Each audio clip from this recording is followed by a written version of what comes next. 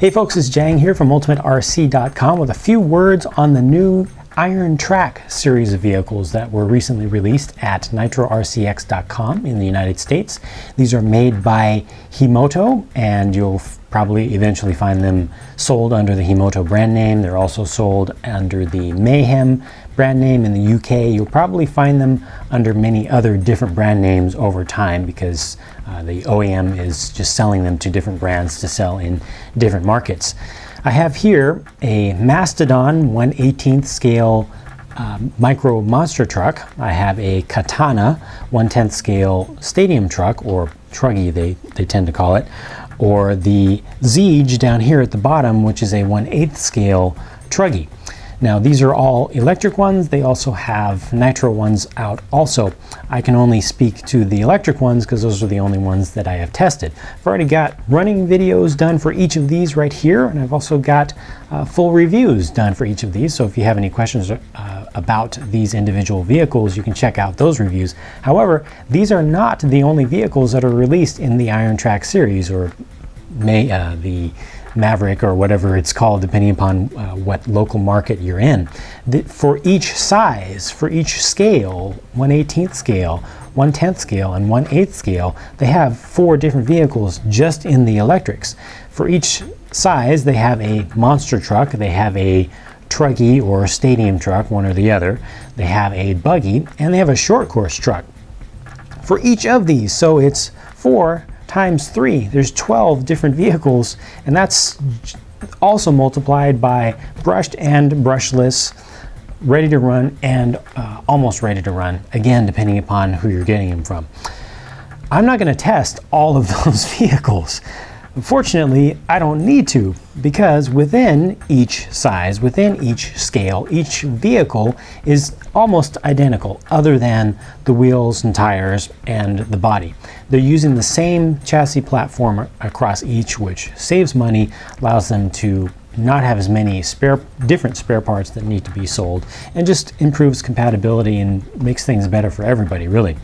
So, if you have any questions about any of the vehicles, any of the electrics in the 1/18th scale size, including, I've tested the monster truck, but go all the way to the Spino, which is the buggy, which is a very different style of vehicle, but it's going to have the same characteristics as the monster truck did. It's going to have the same durability, the same general performance overall. You'll just see slight differences from the different tires that are included on different models, and body can also change your durability a little bit, in that the short course truck is going to have the most protection, just because it covers up the wheels all the way and the body actually comes forward.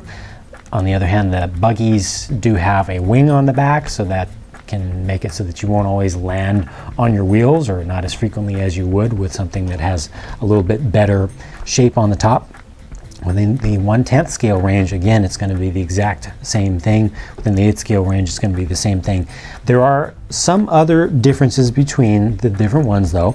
The width is going to be different between the larger vehicles and the smaller ones, even within a given scale. So the larger vehicles, or the wider vehicles, are the monster trucks and the stadium trucks, or truggies.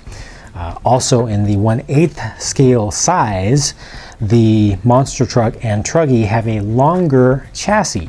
So these actually have a aluminum chassis, which is an inch or 2 longer than the buggy and short course one. The buggy and short course versions of the 8th scale have a actually composite or fiber reinforced plastic chassis, but otherwise the components are arranged the same way. Also within the 1/8th scale series specifically, they use a shorter motor can for the shorter vehicles. For all of them, the A-arms are going to be shorter for the buggy and also for the short course truck. They're just narrower vehicles, whereas the monster truck and the stadium truck or truggy will have just a wider stance. Made of the same materials all the way around, except for the one difference on the chassis with this one. I do want to point that out. Other than that, you're going to find durability, again, to be pretty much the same, performance to be very similar. Problems that you'll have with any of them will be very similar.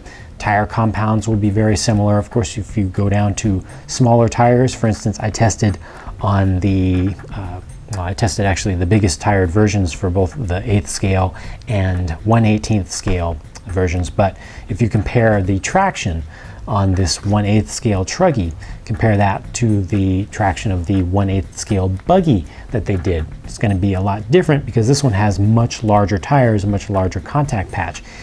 Even though this one has, well, all of them have a pretty poor RTR rubber compound that's a little bit on the hard side, the ones that have the larger tires are going to get more traction just because there's more surface area.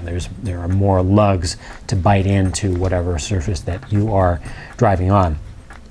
In general, if you're looking at a particular vehicle that I did not review, just look at the review that I did for the vehicle that's of that same scale. Then go take a good look at the pictures of the one that you're most interested in, see what the few differences are, and just, you can pretty much translate to how it's going to work out for the performance in the end, just based on the small differences. But overall, each review that I did will be very applicable to all 4 vehicles across each scale. So I've put this out there because I've gotten a lot of questions from folks asking if I would test the buggy version here, or the short course version here, or the monster truck version here. I'm not going to be testing all those out. Really don't feel that I need to. I feel like I've done enough with each scale to figure out what the basic things are that you're going to encounter when driving each one of these. So that's that. Just wanted to cover that, wanted to make that clear. If you have any questions, be sure to take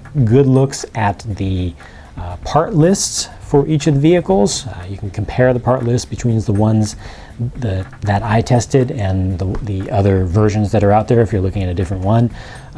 See if you can find manuals that are downloadable, look at exploded views, but parts list for the most part will show you. And also, just looking at body off pictures of the individual vehicles, you'll immediately see all the things that are shared, and you'll see the few things that are different. So thanks for watching. Thanks for bearing with me for that.